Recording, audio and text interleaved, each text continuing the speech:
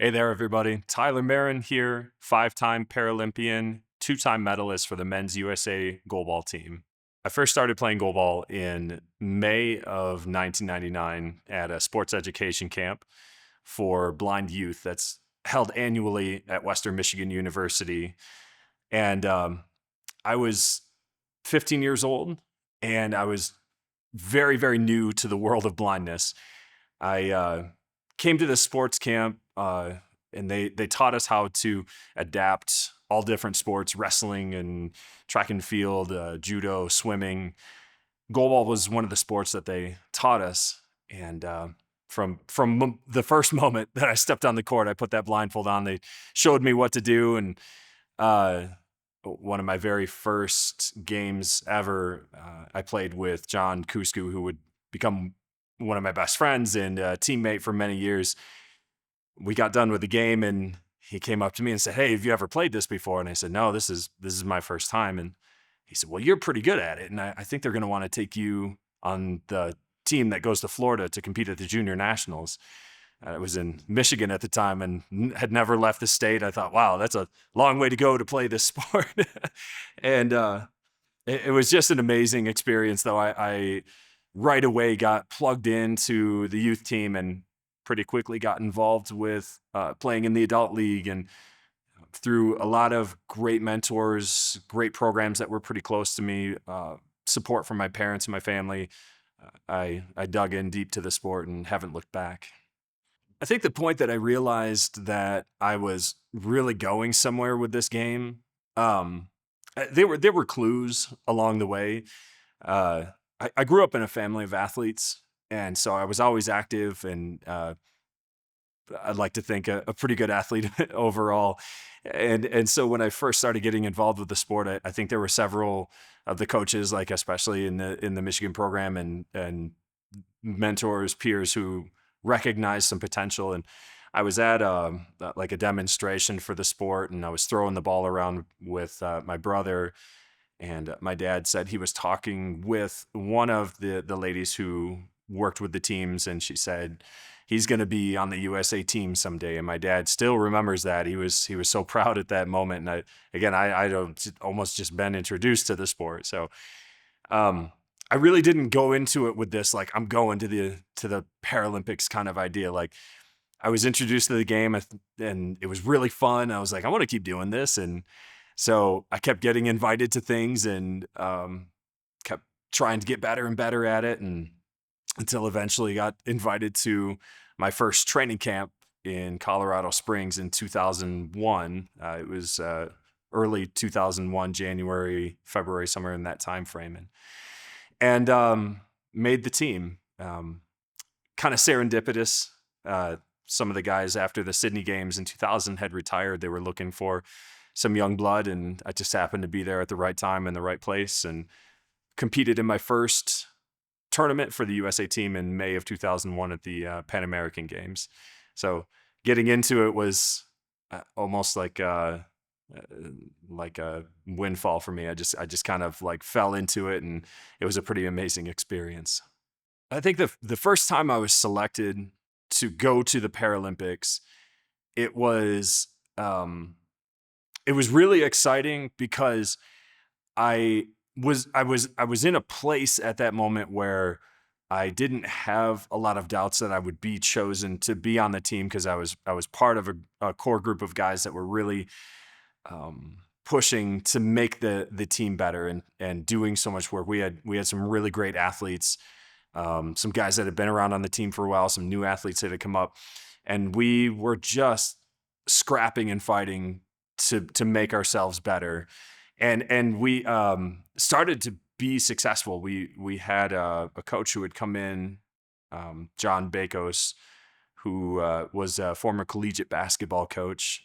He kind of brought in some new ideas, some new perspective, and changed a lot of the way that we were training and competing. And we started getting a lot better. And we qualified in 2003 at the World Games in Quebec, taking a silver medal at that tournament. And from there, it was just like, we're doing this. We're we're going to Athens. We were we were qualified to make it happen. So I was ecstatic for that because we made that qualification. I thought, great, I'm going to make this happen. I'm going to go. And it was just such an exciting thing because we had fought so hard together as a team to grow. And it just seemed like the fruits of our labor were coming to pass. And it was a pretty amazing thing.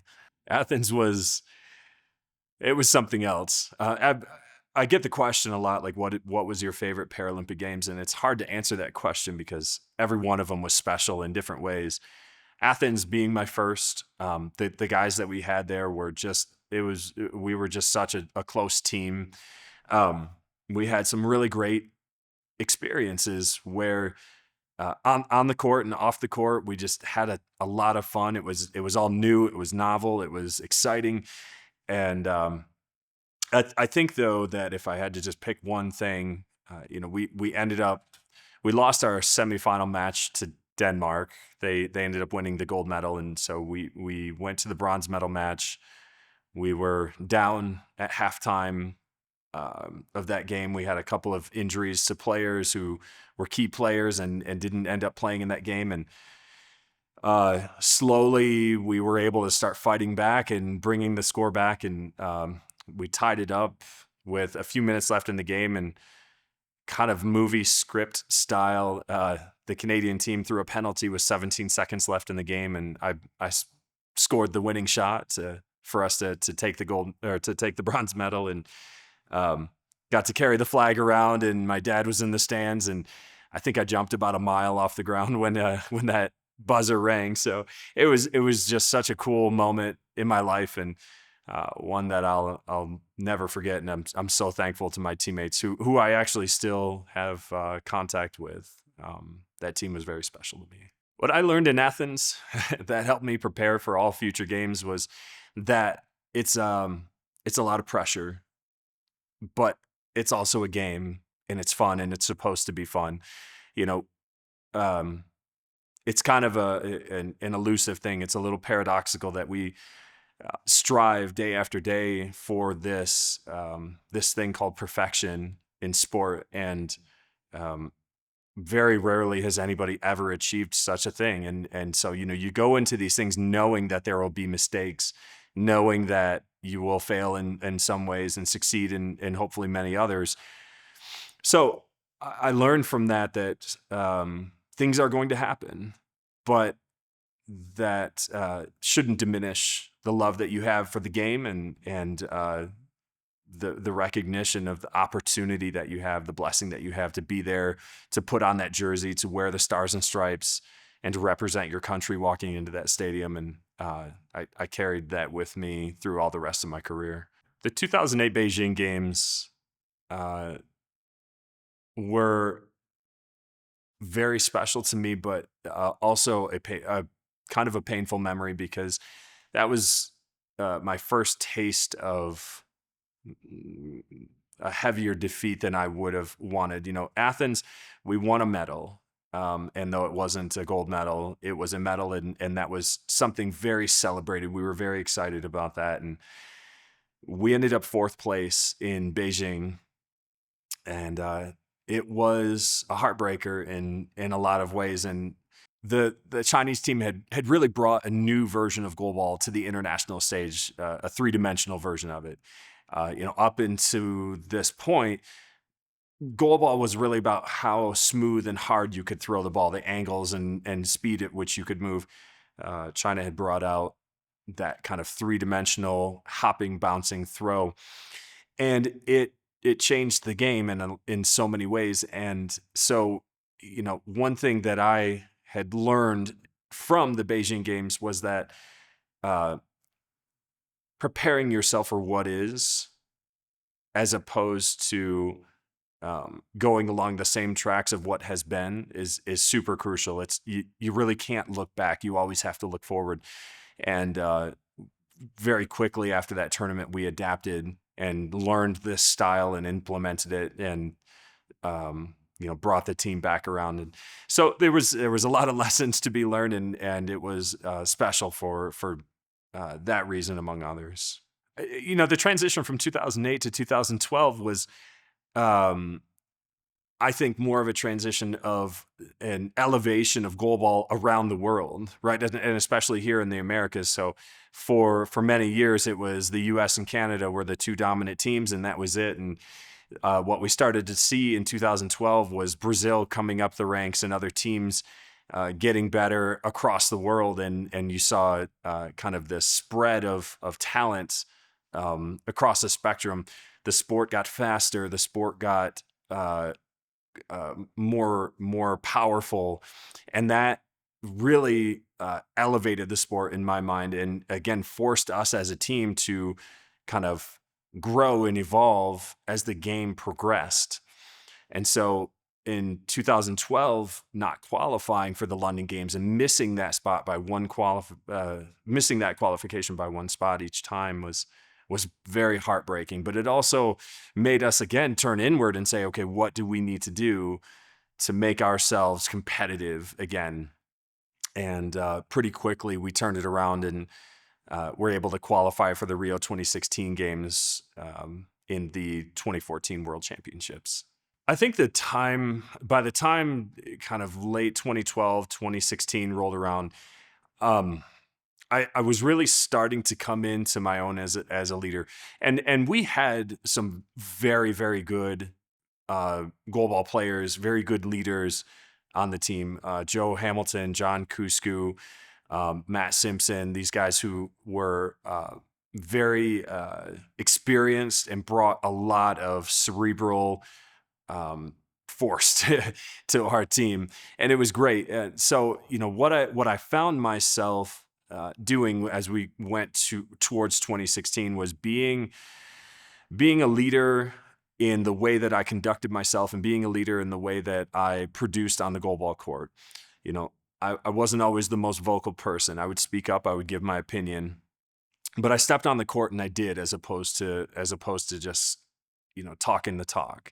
And I think that was a really powerful thing, because I think that I garnished trust from my teammates, and it helped us work together as we developed a new system for defense that we implemented in the Rio Games, and it was quite successful.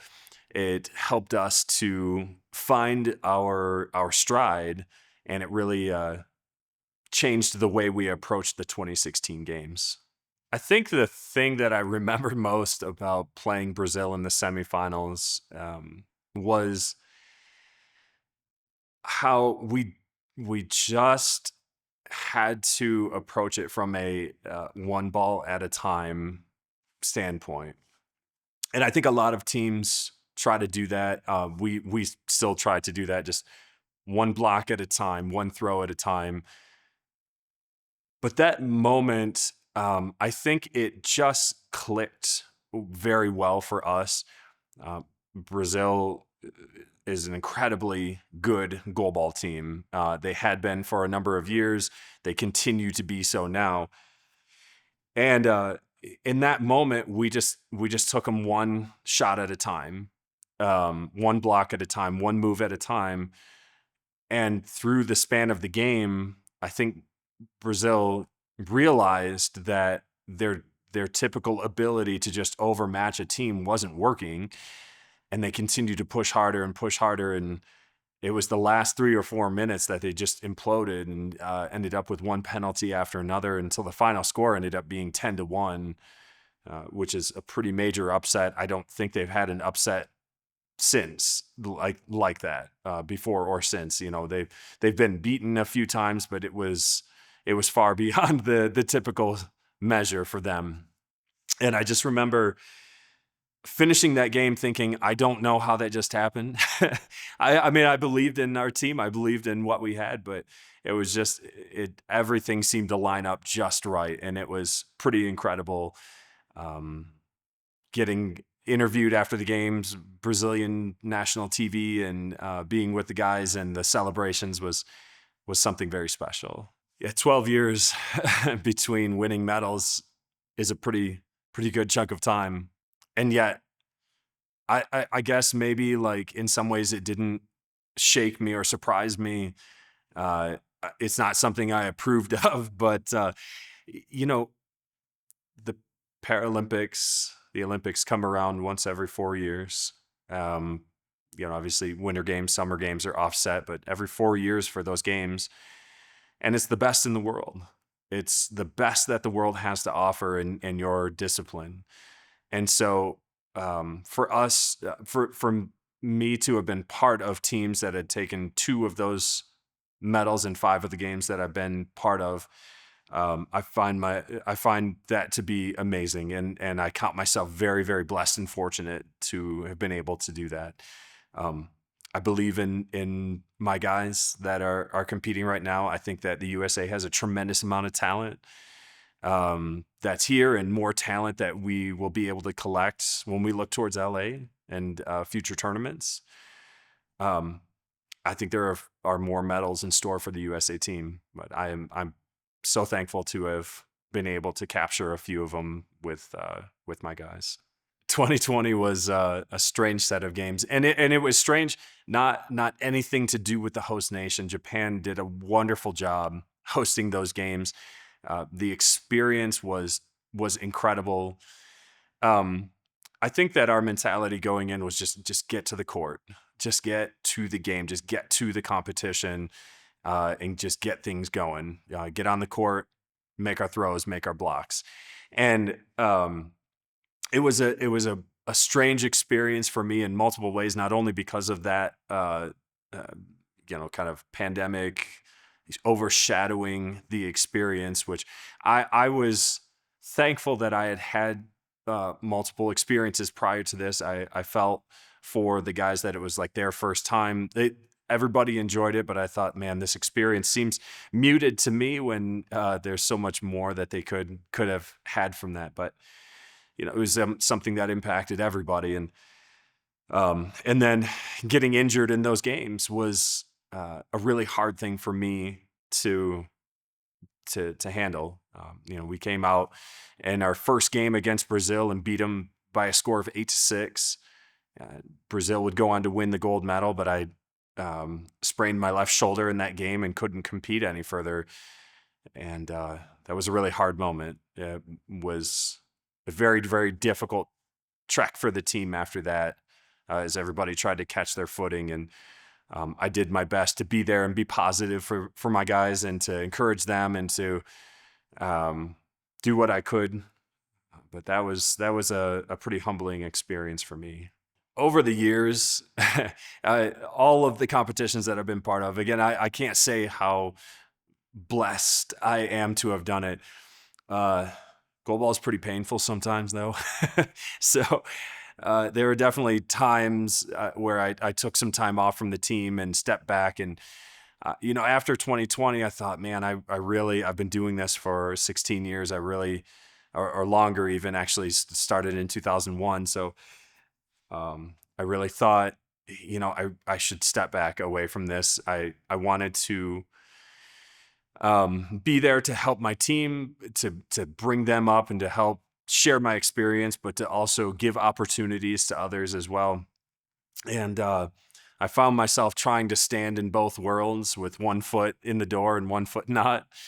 And it ended up just not working out the way I had expected. I had talked with the coaches about, I'd love to be around to help train the guys and share my experience. And they said, yep, that sounds great. And then little by little, I got pulled back in until I was like, well, I guess I'm competing this quad. So I was okay with it. Again, so thankful for the opportunity to be part of it and to try to represent the United States on that stage again. Yeah, going into Paris, knowing that it was probably going to be my last one, that it would be my last one, and it was a mix of excitement because I've not lost any passion for that level of competition, and it was also I just tried to soak so much of it in. I tried to enjoy every moment of it, from just walking from the dorms to the cafeteria to seeing the joy of my teammates as they collected all of their gear and were excited about that, and teaching people about goalball, and stepping on the court and going from the tunnel to the court and into the lights, and having my family there at Paris. My wife and my kids joined us, joined the team for the games, and it was just so perfect for me. The whole experience was incredible, and though I'm disappointed in our finish, I'm not disappointed in my team, and I'm not disappointed in the tournament itself. I think that we certainly made mistakes. It was our doing that put us behind the eight ball and lost us the quarterfinal match. But it was also a very hard fought tournament, and I couldn't be more proud of my guys and the time that I had with them. I think after that last loss, putting us in sixth, stepping off the court, I thought, I have gotten so much from this sport, and um, I want to be there to give others that same opportunity, but I also had a strong sense that there was still more in the tank. That my guys could do better, that they could be better, and I knew I wasn't going to compete anymore. But I think I had a moment there where I thought, I can't just ride off into the sunset either. I have to try to do what I can to help the team, help the program, and help those who want to be part of this in the future to make this better. So I had a strong sense of, it's the chapter is changing, but the story's not over yet. And so I go forward with the idea that maybe I can still make a difference, and that I love this game and the people that are involved with it. And my hope is that I can, before I truly do ride off into the sunset, that I can leave it better than I found it. My hope for the sport in the States after 2028 is just the same that it's always been. I was 15 years old when I found out that I was going blind, and that's a pretty life-changing moment when you have to try to figure out what you're going to do, who you're going to be. Your friends are all getting their driver's license, their learner's permits, and you're not, and so many other things that go along with that. And I found this sport, and I found these people who were competitors, who were successful, who were going to college and starting families and running businesses and traveling all over the world. And I thought, this is my tribe. These are my people. And my hope for the sport is that it will continue to grow, because I know there are far more kids like me who find themselves in these situations, and they don't have that same chance right now that I had. And that's what drives me still. That's what keeps me going, is I want the sport to be a household name, because as important as sport is to any little kid, and I promote it whether you're blind or not, but I think the impact is doubly important for kids who are blind and visually impaired, and they need something like this to show them that they have value, that they are worth the effort for themselves and for others. And so my hope is that we can make it grow, and that we can double and triple and quadruple the participants and the teams, and bring the sport to a whole nother level. If I could name 3 memories from my career, winning that bronze medal in Athens was really big. Winning the silver with my team, beating Brazil in that semifinal match, and having the experience of standing on the medal stand again. Those are clear standouts. Sometimes it was the little things, going swimming in the Mediterranean with the guys in between games at the qualifying tournaments in 2011, and uh, the massive waves that were knocking us all over the place, and the sign that said "Beware dangerous marine life," and we're like, well, we're gonna go, and enjoy this moment. And how often do you get to swim in the Mediterranean? Walking along the Great Wall of China and taking a ferry boat from Denmark to Sweden, standing under the Christ the Redeemer statue as members of Greenpeace illegally climbed up on it and started stringing a banner across this thing, and there's helicopters everywhere. I mean, some of the experiences that we had were just outlandish and incredible. So it's hard to pick just one or two memories. It all kind of bleeds together into an amazing experience, and again, that's one of the things that I'm driving for now, is to try to get others that same opportunity. There's too many people to thank. My wife, who supported me through all the years of competitions. My father, who paid for my trips and drove me to practices. Dr. Paul Ponchilla from Western Michigan University, who started the sports camp. Some of my peers and mentors, Joe Hamilton, John Kusku, Chris Piper, Sean Donaldson, John Mulhern, teammates of mine, Chris Dodds and Dante Mickens and Dan Gallant, Eddie Monroe. There was just so much I gained from these people. Tom Peregrine, who dedicated his life, Mike Leger, who dedicated his time to taking us around, Coach Young, who is involved now, all the people who have come along with them, assistant coaches, Matt Boyle and Pat Gaffney refereeing so many of our camps and tournaments back in the day. The list could go on, and I guess all I can really say is thank you. Thank you for allowing me to play ball with my friends.